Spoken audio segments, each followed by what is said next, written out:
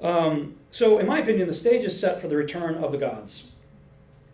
Have the watchers been released? Remember I told you they were bound up for 70 generations? That's from Enoch 10:12 right there. They'll be bound for 70 generations. We were talking about generations earlier.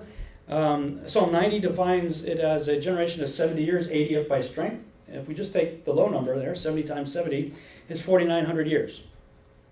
4,900 years away from 3000 BC, which is when I showed you the time of the watchers being judged, bound, and buried. 4,900 years from 3000 BC brings you up to the beginning of the 20th century. Is it just a coincidence that we went from horse and buggy and beasts of burden, basically, for 5,000 years, to all of a sudden planes, trains, automobiles, computers, supposedly sending people to the moon, probes to the farthest reaches of space, all of that in like 50 years? Or did we get some help? Maybe due to all the blood sacrifices of 2 world wars. How many know demons thrive on blood sacrifice? That's why they do it.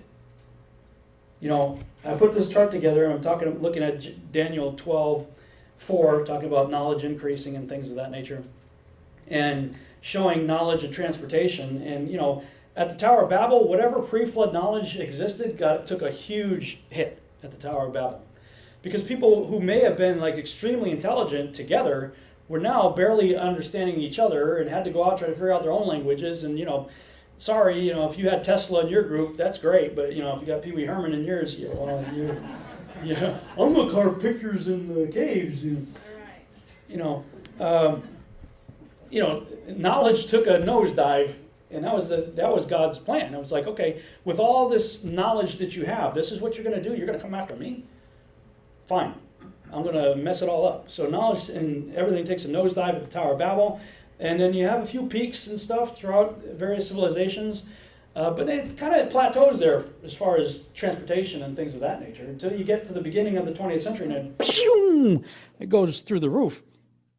You have the Emelantra workings taking place in March of 1918. Famed occultist Aleister Crowley began a series of magical experiments called the Emelantra workings, in which he is said to have opened a portal to another dimension, allowing an entity, or I would say a demon, named Lamb to enter through it. This is the picture that he drew of that entity in 1918. It's awfully similar to what we would say in pop culture today, alien gray, 1918. His disciple, Jack Parsons, now, with the Emelantra working, supposedly Crowley had figured out how to open dimensional portals to allow these entities in and to close them, according to the literature. Supposedly, Crowley's portal was further enlarged by Jet Propulsion Laboratory founder and rocket fuel scientist Jack Parsons and Scientology and Dianetics founder L. Ron Hubbard in March of 1946 at a location that later became known as Area 51. Their experiment was called the Babylon Working. Like the Emelantra working, it was based on ceremonial sex magic. Unlike Crowley, however, they were not as adept at opening and closing portals.